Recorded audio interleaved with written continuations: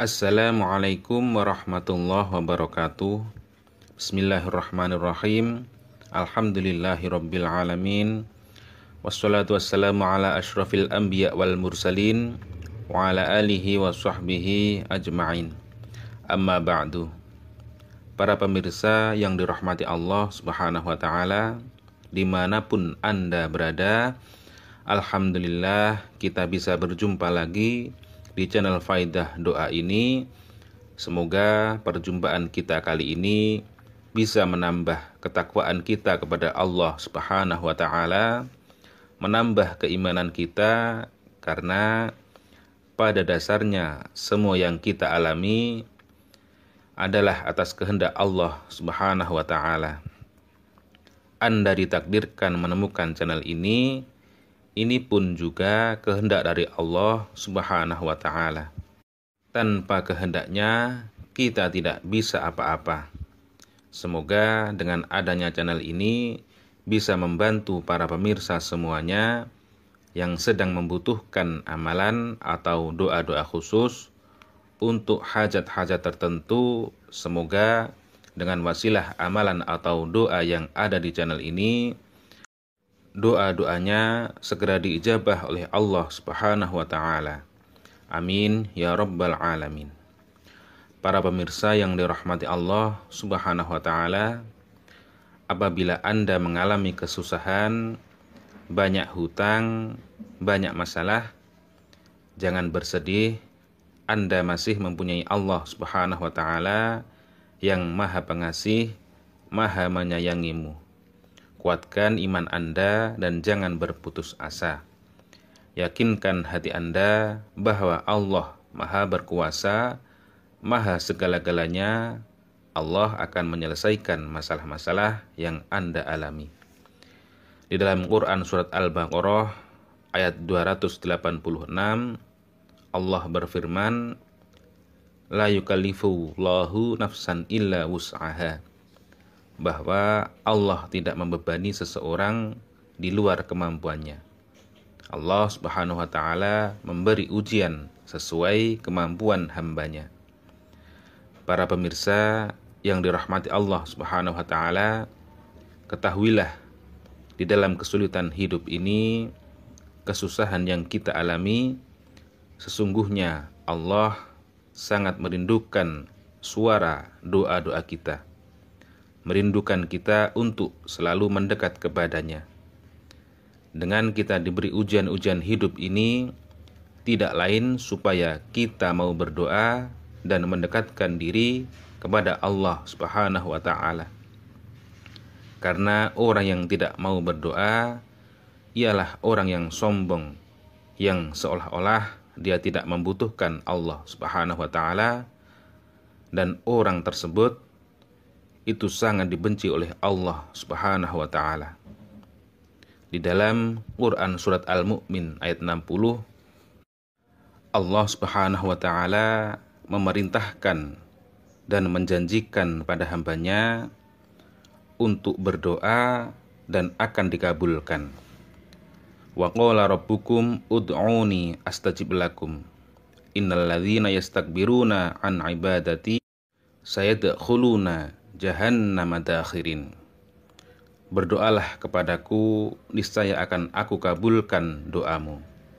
Sesungguhnya orang-orang yang menyombongkan diri dari menyembahku akan masuk neraka jahanam dalam keadaan hina dina.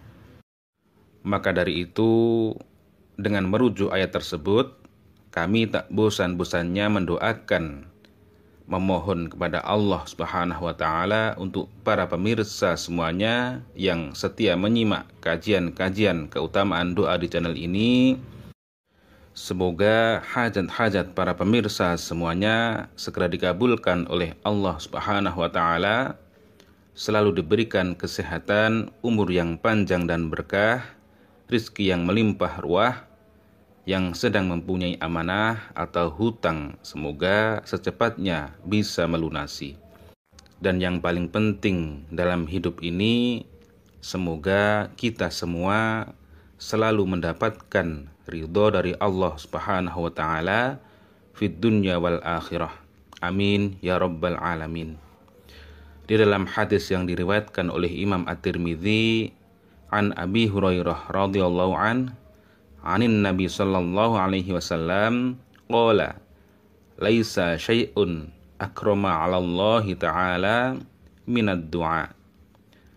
Nabi sallallahu alaihi wasallam bersabda, tidak ada sesuatu yang paling mulia di sisi Allah dibandingkan dengan doa. Para pemirsa yang dirahmati Allah Subhanahu wa taala, ketahuilah bahwasannya di dalam berdoa terdapat waktu yang mustajab dan terdapat pula pendorong doa-doa kita supaya cepat diijabah oleh Allah Subhanahu wa taala. Salah satunya yaitu melakukan amalan-amalan khusus atau wirid-wirid khusus supaya doa-doa kita, apa yang kita inginkan segera terwujud.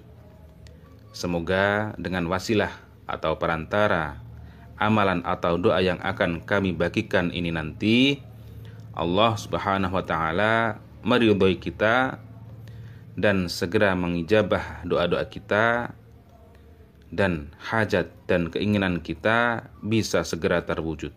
Amin ya rabbal alamin. Para pemirsa yang dirahmati Allah Subhanahu wa taala, pada kesempatan kali ini kami akan membagikan sebuah amalan, yaitu amalan sholat hajat khusus, yaitu yang dinamakan sholat hajat li alfi hajatin.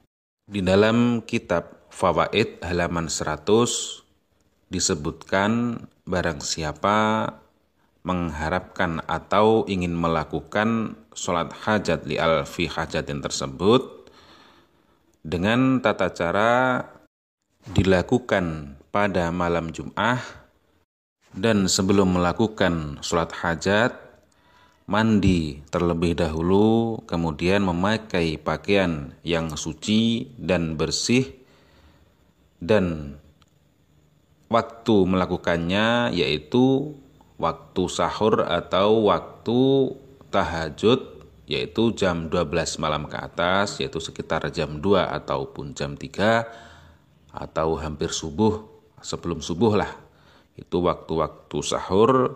Maka apapun hajatnya, insya Allah Allah akan segera mengabulkan apa yang diinginkannya.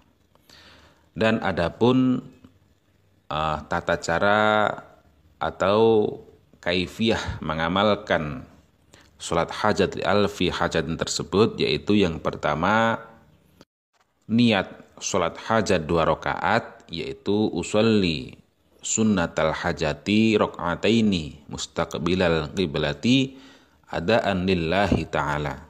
Kemudian rakaat yang pertama membaca surat Al-Fatihah 1 kali.